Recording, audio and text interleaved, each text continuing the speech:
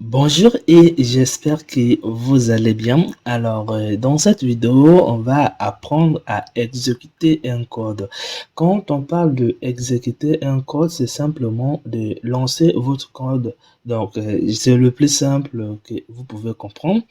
Donc, pour cela, vous allez venir dans Scripting ici et vous allez cliquer sur le bouton New. Si vous ne pouvez pas le faire, vous ne pouvez pas écrire votre code ici.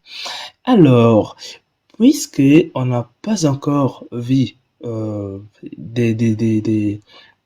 on n'a pas encore vu le module OPS, donc du coup, on ne va pas commencer à écrire le code, sinon vous allez encore se poser les questions de c'est quoi ceci, c'est quoi ce que vous voyez. Donc pour cela, on va simplement copier le code afin que vous aussi, vous pouvez le reproduire. Donc pour cela, quand je vais prendre l'outil de sélection ici, quand je clique sur mon objet et que je déplace, il y a un code qui s'est apparu et ce code nous permet simplement nous a permis de déplacer cet objet. Donc, si je prends le code qui est là et que je le clique ici, j'exécute ça ici, je lance ça ici, le cube va aussi se déplacer. Donc, pour cela, on va faire clic droit, copie et vous venez ici, vous faites encore clic droit et vous venez faire ici paste.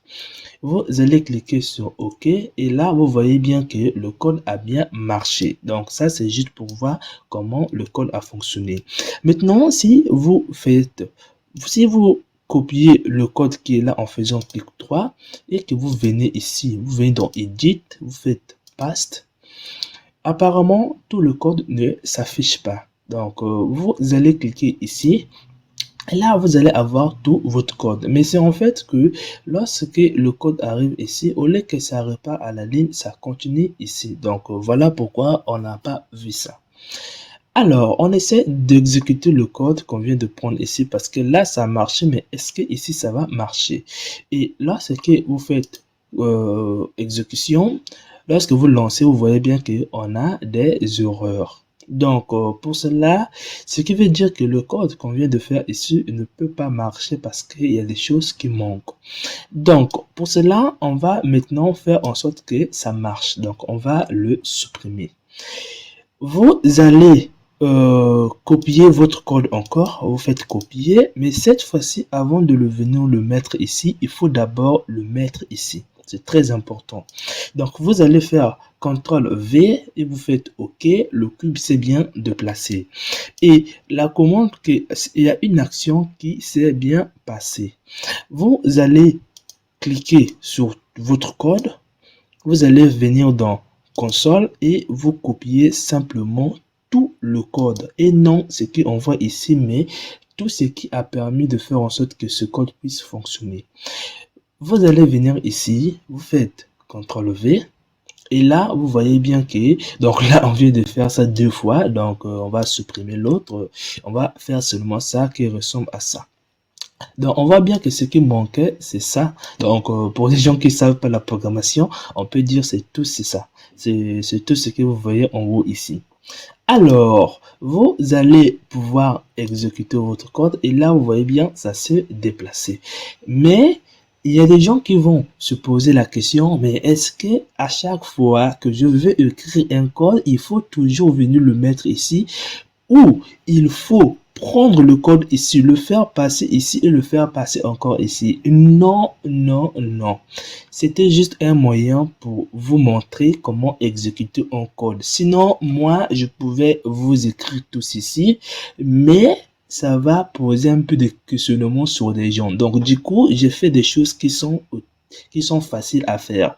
On va exécuter un code sans pourtant copier. Donc, ça, c'est du basique. Donc, on va par exemple, donc on va supprimer le code qui est là. On va faire print. Comme ça, si vous faites Blender ici, donc ce qu'on a mis dans les crochets, ça va afficher à l'écran. Dès qu'on a fait, vous allez venir cliquer sur exécution. Il y a quelque chose qui s'est bien passé. Il y a quelque chose qui, vous voyez bien qu'on a eu une opération au niveau de notre texte éditeur et ce qu'on vient de faire, c'est qu'on vient de lancer notre bouton qui est là.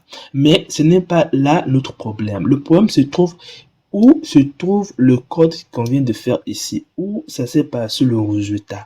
Donc, pour cela, vous allez avoir quelque chose que vous appelez souvent, qu'on appelle le plus souvent, on appelle souvent la console. La console permet de voir les erreurs que va générer votre code. Donc, si par exemple, on vient ici dans console, là, ça se voit pas, mais ne vous inquiétez pas. Si vous faites Alt, Tab, donc, pour ceux qui sont sur Windows, bien évidemment, vous allez venir ici et là, nous avions notre console. Donc là, vous voyez bien que on a eu on a eu des erreurs, donc on a eu des erreurs, mais c'est le code qu'on vient de mettre ici, qu'on vient de lancer, voilà le résultat. Donc, ça n'affiche que ce qui est mis entre les crochets. Donc, c'est ça le résultat. Donc, là, ce que vous allez avoir des erreurs, c'est sur cette fenêtre que ça va apparaître. Ça va vous permettre de savoir sur quelle ligne se trouve votre erreur. Là, vous voyez bien qu'on a eu une erreur au niveau de la ligne numéro 1 qui est là. Donc, vous avez le numéro ici, mais au numéro 1, donc c'est le code qui était avant.